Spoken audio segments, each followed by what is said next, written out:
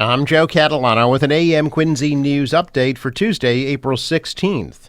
It is the name and the trial that most people beyond Norfolk County know about. Karen Reed. Today she'll walk through a barricaded Norfolk Superior Courthouse in Dedham on trial for second-degree murder in the death of her boyfriend, Boston police officer John O'Keefe, in January of 2022. As jury selection starts, the question is, if so many people have their own thoughts, theories, or opinions about the case, can a jury from the public be impartial? That's why law experts say the challenge for the jury will be proving they can be unbiased in the widely polarizing case. Prosecutors will try to prove their case, claiming that Reed got drunk, then ran over O'Keefe, leaving him to die in a friend's yard in Canton. Then the defense is expected to maintain that Reed is the victim of a police cover-up, and they hope to find out from a judge if they can shift the blame for O'Keefe's murder to 3 other men. A trial process could last 7 weeks, which could be another challenge, according to experts. Those who live in the middle of it all are bracing for a circus. Experts say it can take multiple days to pick a jury because both sides are allowed to excuse up to 16 potential jurors for no reason at all. A man at the center of one of Massachusetts' most tragic criminal cases ran the Boston Marathon yesterday in tribute to his 3 slain children and to raise money for the hospital that, as he put it, gave him a little more time with his baby boy.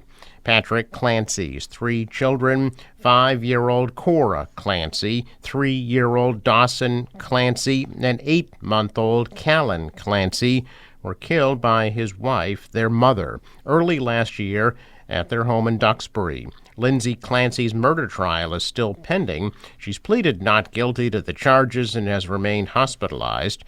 But Patrick announced that he would be running the marathon on Boston Children's Hospital's Miles for Miracles team in memory of his children.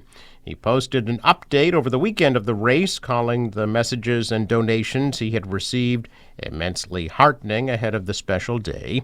He ran the 26.2 miles in just under 4 hours and raised tens of thousands of dollars. Clancy had aimed to bring in $65,000, but ended up raising over $73,000.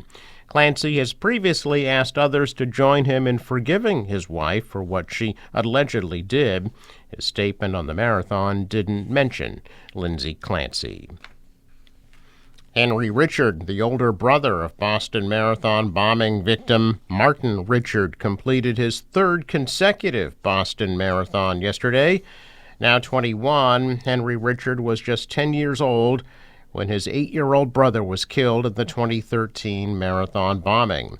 Henry ran the Boston Marathon in Martin's honor for the first time in 2022, pausing at the memorial on Boylston Street before pushing through to cross the finish line. Last year, Henry led a group of Team MR8 runners that included some of Martin's former classmates who had just become old enough to run the Boston Marathon. Henry finished this year's marathon with a time of 5 hours, 17 minutes, 11 seconds. He and a group of Martin's friends ran for the Martin Richard Foundation, which works to advance the values of inclusion, kindness, peace, and justice.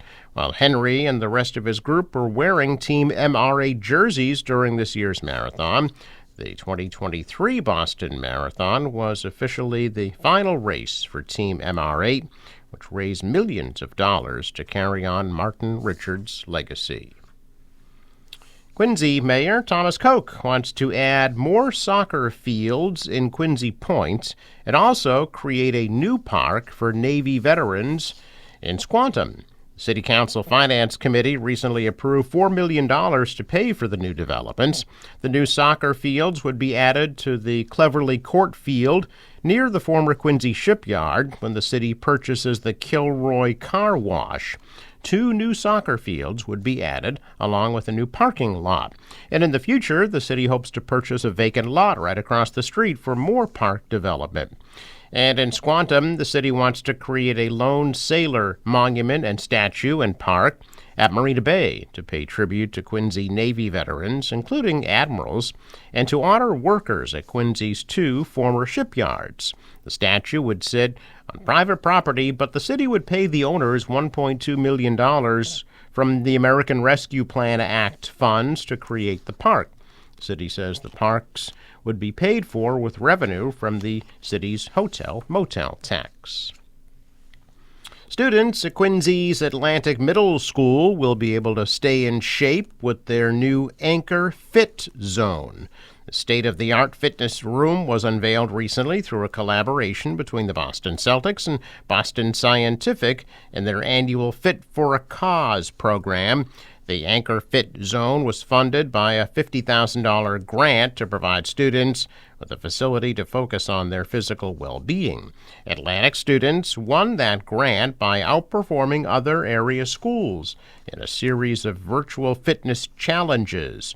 During the unveiling of the new center recently, students got the chance to shoot hoops with Boston Celtics legend Brian Scalabrine and Celtics mascot Lucky and his flight crew, showing off some freestyle dunking.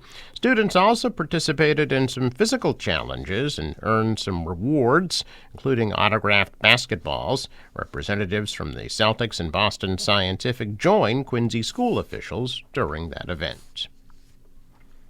A check of business news. This morning, stocks opened the day in negative territory. Dow down 20, NASDAQ dropped 32, S&P fell 9.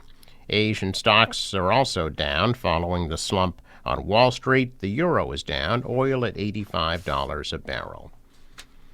Sports. Washington Capitals shut out the Bruins 2-0. The Bees will host Ottawa tonight at 7 o'clock. And the Cleveland Guardians shut out the Red Sox 6-0 on their Patriots Day game yesterday. The series continues at Fenway tonight at 7:10. Forecast from the National Weather Service today: mostly sunny and a high of 68 degrees. Clear tonight, low 39. Tomorrow, mostly sunny, high of 64. Thursday, mostly cloudy and a high of 55. And mostly cloudy Friday, high 58. Out on the water, waves about 2 feet. Northwest winds 5 to 10, gusting to 20. High tide 7:05 p.m. Sunrise 6 a.m. set at 7:27. Reminder, curbside collection of trash and recycling in Quincy is delayed 1 day this week due to the Patriots Day holiday yesterday. I'm Joe Catalano with an AM Quincy news update for Tuesday, April 16th.